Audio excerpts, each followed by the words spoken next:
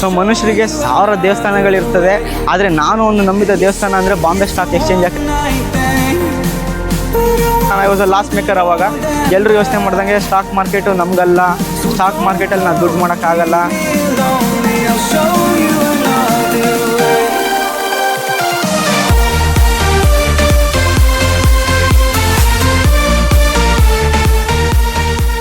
ಎಲ್ಲರಿಗೂ ನಮಸ್ಕಾರ. ಇವತ್ತು ನಾವು ಬಾಂಬೆಯಲ್ಲಿರುವ ಒಂದು ಅತಿ ದೊಡ್ಡ ಒಂದು ಸ್ಟಾಕ್ ಮಾರ್ಕೆಟ್ ಎಕ್ಸ್ಚೇಂಜಿಗೆ ಬಂದಿದ್ದೀವಿ. ಇದರ ಹೆಸರು ಬಾಂಬೆ ಸ್ಟಾಕ್ ಎಕ್ಸ್ಚೇಂಜ್ ಅಂತ. ಸೊ ಈ ಬಾಂಬೆ ಸ್ಟಾಕ್ ಎಕ್ಸ್ಚೇಂಜ್ ಅಂದಾಗ ತುಂಬ ಜನಕ್ಕೆ ಗೊತ್ತಿರುತ್ತೆ, ತುಂಬ ಜನಕ್ಕೆ ಗೊತ್ತಿರಲ್ಲ. ಆದರೆ ಏನು ಅಂತ ಕೇಳಿದ್ರೆ, ಬಾಂಬೆ ಸ್ಟಾಕ್ ಎಕ್ಸ್ಚೇಂಜ್ ಒಂದು ಹಳೇ ಸ್ಟಾಕ್ ಎಕ್ಸ್ಚೇಂಜ್. ನಮ್ಮ ಒಂದು ಇಂಡಿಯಾದು ಒಂದು ದೊಡ್ಡ ಸ್ಟಾಕ್ ಎಕ್ಸ್ಚೇಂಜ್ ಅಂತಲೇ ಕರಿಬೋದು. ಇದನ್ನು ಹೆಂಗೆ ರಿಲೇಟ್ ಮಾಡ್ಬೋದು ಅಂದರೆ, ಇವಾಗ ಮನುಷ್ಯರಿಗೆ ದೇವಸ್ಥಾನ ಇದ್ದಂಗೆ ಒಬ್ಬ ಟ್ರೇಡರ್ ಹಾಗೂ ಇನ್ವೆಸ್ಟರ್ಗೆ ಬಾಂಬೆ ಸ್ಟಾಕ್ ಎಕ್ಸ್ಚೇಂಜ್ ಅಂದರೆ ಒಂದು ದೇವಸ್ಥಾನ ಇದ್ದಂಗೆ. ಸೊ ಪ್ರತಿಯೊಬ್ಬ ಟ್ರೇಡರು ಈ ಒಂದನ್ನು ರಿಲೇಟ್ ಮಾಡ್ಬೋದು.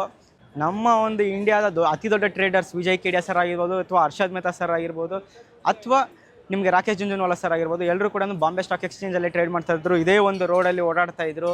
ಸೊ ಅವರ ಕಾರಿಲೆಲ್ಲ ಬರ್ತಾಯಿತ್ತು, ನಾವು ನೋಡಿರ್ಬೋದು ಹರ್ಷದ್ ಮೆಹ್ತಾ ಮೂವಿಯಲ್ಲಿ. ಸೊ ಈ ಒಂದು ಬಾಂಬೆ ಸ್ಟಾಕ್ ಎಕ್ಸ್ಚೇಂಜ್ ನಮಗೆಲ್ಲರಿಗೂ ಗೊತ್ತಿದೆ. ಆದರೆ ಈ ಬಾಂಬೆ ಸ್ಟಾಕ್ ಎಕ್ಸ್ಚೇಂಜಿಂದ ನನ್ನ ಒಂದು ಲೈಫ್ ಹೆಂಗೆ ಚೇಂಜ್ ಆಯಿತು ಅಂತ ಹೇಳೋದಕ್ಕೆ ಇದೇ ಒಂದು ಸ್ಟೋರಿ. ಸೊ ಈ ಬಾಂಬೆ ಸ್ಟಾಕ್ ಎಕ್ಸ್ಚೇಂಜ್ ಯಾಕೆ ನನ್ನ ಒಂದು ಲೈಫಲ್ಲಿ ಒಂದು ಪ್ರಮುಖ ಸ್ಥಾನ ಹೊಂದಿದೆ ಅಂತ ನೋಡಿ ತಿಳ್ಕೊಳ್ಳೋಣ.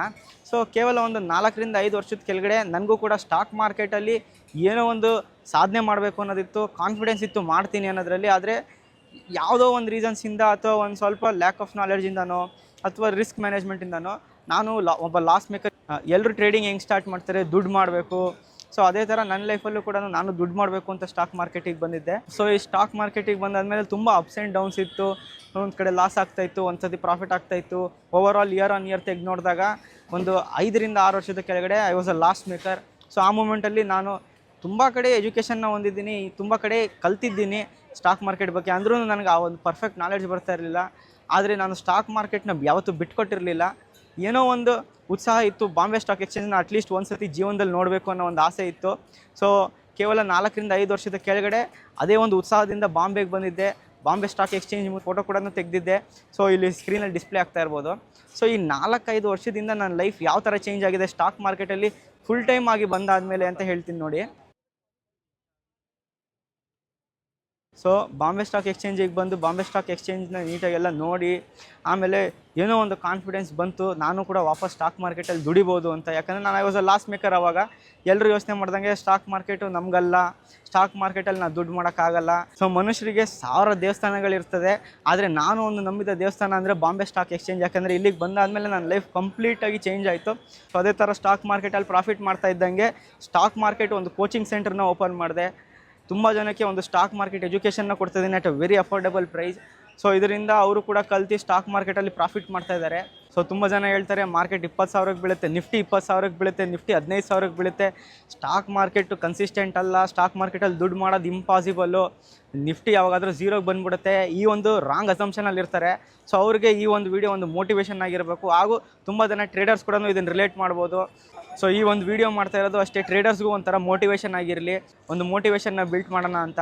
ನೀವು ಕೂಡ ಇನ್ನೂ ಸ್ಟಾಕ್ ಮಾರ್ಕೆಟ್ನ ಕಲ್ತಿಲ್ಲ, ಸ್ಟಾಕ್ ಮಾರ್ಕೆಟ್ ಜರ್ನಿನ ಶುರು ಮಾಡಬೇಕು ಅಂತ ಇದ್ದರೆ ನಮ್ಮ ಒಂದು ಇನ್ಸ್ಟಿಟ್ಯೂಟ್ ಟ್ರೇಡರ್ಸ್ ಗುರುಕುಲ್ ಸೆಂಟ್ರಿಗೆ ಬನ್ನಿ.